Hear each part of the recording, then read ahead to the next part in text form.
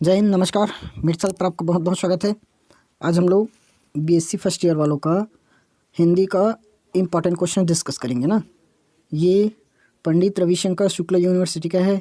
दुर्ग university वालों का exam हो चुका है, तो आप लोग इस क्लास को मत देखिए, ठीक। पहले ही बता रहा हूँ, ये दुर्ग यूनिवर्सिटी वालों का नहीं है, पंडित रविशंकर शुक्ला यूनिवर्सिटी का है, ठीक। हिंदी का इम्पॉर्टेंट क्वेश्चन तो जल्दी से अपने दोस्तों के पास शेयर कर देना और चैनल को सब्सक्राइब कर लेना, ठीक। चलिए शुरू करें। देखिए, यूनिट 1 है, पल्लवन किसे कहते हैं, अच्छे पल्लवन की विशेषताएं लिखिए। Most important question.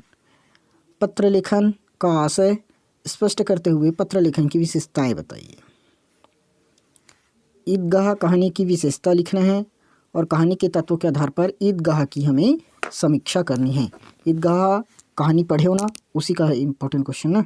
और देखो, आप लोगों का पेपर वैसे ही 5 यूनिट आएगा ना, 1 2 3 4 और 5 यूनिट रहेगा। हर यूनिट में आप लोगों को 2 क्वेश्चन देखने को मिलेगा, पहला और दूसरा, ठीक।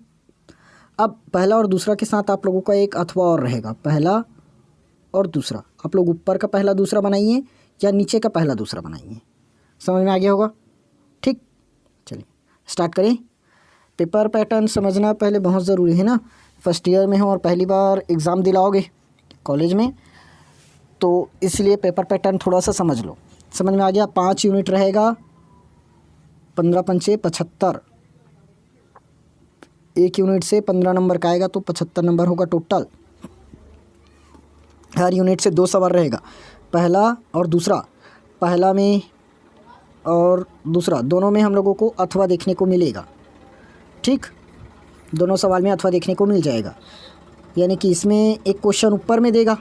मान लो ये प्रश्न पहला है, इसी का हमें अथवा देगा, एक हुआ। उसके बाद दूसरा देगा और इसी का एक और अथवा देगा। समझ में आ गया। तो हमें 2 क्वेश्चन बनाना है, इसलिए ऐसे बताया था, 1 2 और अथवा 1 2 करके, ठीक। समझ में आ गया होगा। चलिए स्टार्ट करें। देखिए, वही पैटर्न पर मिला है। एक क्वेश्चन हमें क्या दिया है, 8 नंबर में दिया है और उसका अथवा भी दिया है, देख लो। और हाँ, कॉम्बिनेशन ये 8 और 7 रहेगा, ऊपर का क्वेश्चन 8, नीचे का क्वेश्चन 7, ठीक। उसी प्रकार इसका दूसरा क्वेश्चन देखें तो दूसरा क्वेश्चन में देख लो, एक दिया ईदगाह और उसी का अथवा और दिया है। क्लियर हो गया मेरे ख्याल से सबको। चलिए नीचे आते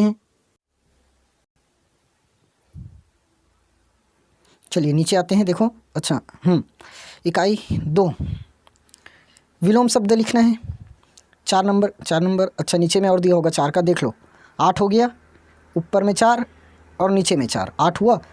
और इसका अब अथवा दिया होगा 7 नंबर, ये दिया भी है और देख लो, ठीक। मतलब अथवा नहीं है, एक क्वेश्चन कंपलसरी है बनाना, इसका अथवा है ये वाला, ठीक। चलिए देखते हैं क्या दिया है। साकार विलोम शब्द, साकार का विलोम शब्द जानते हो सब। अब हिंदी को तो बताना नहीं पड़ेगा। साकार का हो जाएगा आपका निराकार, अंधकार का प्रकाश, संयोग का वियोग, राग का विराग, ठीक। नीचे आए, पर्यायवाची शब्द लिखना है। ये लो, आकाश का पर्यायवाची शब्द कौन नहीं जानोगे, जानते हो ना। आकाश का पहला तो हो जाएगा आपका आसमान, आसमान। फिर लिख सकते हो मेघ, व्योम, नभ, ठीक। सूर्य का एक तो एकदम प्रचलित है, सूर्य को नाम से जानते हो, सूरज और रवि, दिनकर, जो भी लिखना चाहो। पर्वत का, अच्छा पर्वत का पहाड़ मत लिख देना भाई, पर्वत का पहाड़ नहीं होगा। एक होगा गिरी और अंचल, तुंग भी होता है ना, तुंग। कमल का जानते हो, कमल का जल में ज जोड़ दो, कमल का बन जाएगा, ठीक। ये देख लो अथवा इसका 7 नंबर, सॉरी ख नंबर 7, इसका अथवा ये रहा। इसमें देखें यूनिट 3 में देख लो, एक 8 का आया है और एक 7 का है। स्टार्टिंग में बता दिया 8 और 7 का आएगा करके। पहला क्वेश्चन में देख लो अथवा दिया है, सेम वैसे ही दूसरा क्वेश्चन में भी अथवा दिया है, जैसे पैटर्न बताया था सेम वही पैटर्न में मिल रहा है। देवनागरी का अर्थ, इसकी विशेषता बताना है, संक्षेपण का महत्व बताना है। ये इंपॉर्टेंट क्वेश्चन, ये भी इंपॉर्टेंट क्वेश्चन है। और ये भोलाराम का जीव, देखो अब ये कैसे बनेगा इसको बता रहा हूँ। ऐसे क्वेश्चन अगर आया चैप्टर से तो आप लोग सीधा चैप्टर का पूरा सारांश याद कीजिए, ठीक। और सारांश एक बार कहानी सुनेंगे या पढ़ेंगे तो याद हो जाएगा सारांश आराम से। अब सारांश को ही यहाँ पर लिख देना कोई भी क्वेश्चन आए तो, ठीक। देखो सारांश लिखिए करके आया भी है, ठीक, तो सारांश लिख देना। फिर भाषा के क्षेत्र में कंप्यूटर की उपयोगिता पर प्रकाश डालना है।